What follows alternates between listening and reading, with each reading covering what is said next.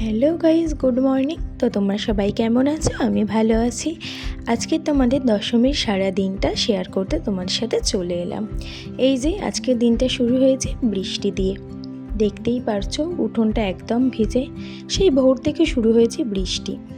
আর এই যে ঘরের হাল একদম বেহাল, মানে প্রতিদিন যে জামা কাপড়গুলো পরছি অগোছালোভাবে রাখা ছিল, একটু হালকা করে গোছানোর চেষ্টা করলাম। তারপর এদিকে এই যে আমার রান্না বসিয়ে দিয়েছি, আর এখন ডিমের কারি করছি। আজকে শুধুমাত্র এইটুকুই রান্না হবে, ডিমের কারি আর ভাত। তো এদিকে ডিমের কারিটা হয়ে যাওয়ার পর আমি ভাত বসিয়ে দিয়েছিলাম।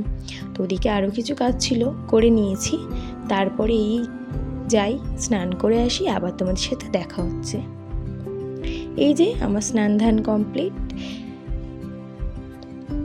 এই যে দেখো ওয়েদারটা, মানে আকাশটা আরও অন্ধকার করে এসছে, মেঘে ঢেকে গেছে পুরো। মনে হচ্ছে আর কিছুক্ষণের মধ্যেই না বৃষ্টি হবে। বলতে না বলতেই দেখতে পাচ্ছ বৃষ্টি শুরু হয়ে গিয়েছিল। তো আমাদের এখানে তো ওয়েদারটা এমনই। তোমাদের ওখানে দশমীর দিন কেমন ওয়েদার ছিল অবশ্যই কমেন্টে জানিও। এটা যেহেতু দশমীর দিনের ভিডিও, আপলোড করতে একটু লেট হয়ে গিয়েছিল। তারপর এই যে এখানে কিছু জিনিস গুছিয়ে নিচ্ছিলাম, কারণ কালকে বাবার বাড়ি যাব, তার জন্যই আর কি। দশমীর পরের দিনই যাব, তাই। এই যে আমার ব্যাগ গোছানো মোটামুটি কমপ্লিট করে ফেলেছি। তারপর দুপুরবেলা খেয়ে দিয়ে ঘুমিয়ে নিয়েছিলাম, তোমাদের সাথে আর শেয়ার করতে পারিনি দুপুরটা, আমি ভুলেই গিয়েছিলাম ভিডিও ক্লিপ নিতে আর কি। তো বিকালবেলা ঘুম থেকে উঠে পড়েছি। এই যে কিছু বাসন ছিল, মানে দুপুরের খাওয়ার বাসন পড়েছিল, মেজে নিলাম। তারপর এখন হয়ে গেছে সন্ধে। তো আমি রেডি হব, রেডি হয়ে যাব, মানে দশমীতে যাব। এখন রেডি হব না, একটু বাদেই রেডি হব। এই যে বাইরে দেখো ওয়েদারটা, মানে প্রায় সন্ধে হয়ে এসেছে, একটু পরেই রেডি হব আর কি। এখনও মানে মেঘ করেই ছিল। তারপরে এই যে সন্ধে হয়ে গিয়েছে, এখন বাজে প্রায় 8টা। তো রেডি হয়ে চলে এসছিলাম।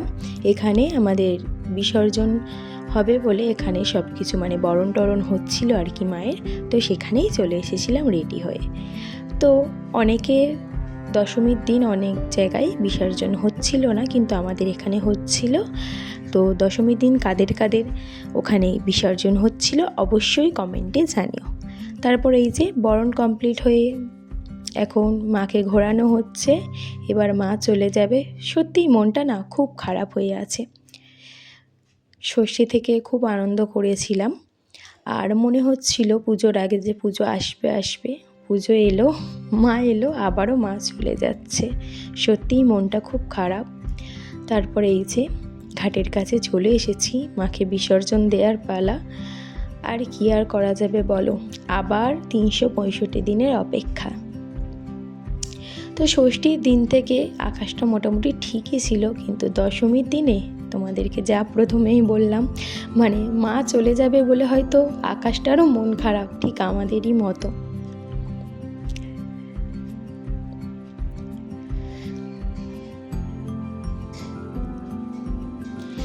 তো আমি পুজোতে তো খুব আনন্দ করেছি। তোমরা পুজোতে কে কেমন আনন্দ করেছো অবশ্যই কমেন্টে জানিও। আর কে কোথায় ঠাকুর দেখতে গিয়েছিলে সেইটাও কমেন্টে অবশ্যই জানিও কিন্তু।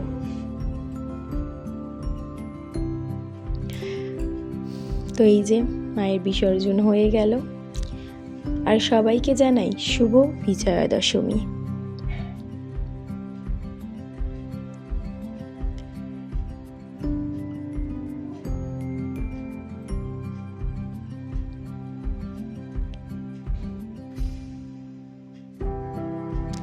তো মায়ের বিসর্জন হয়ে গিয়েছিল, তারপরে বাড়ি এসেছিলাম, সব মুখটুক ক্লিন করে নিয়েছিলাম।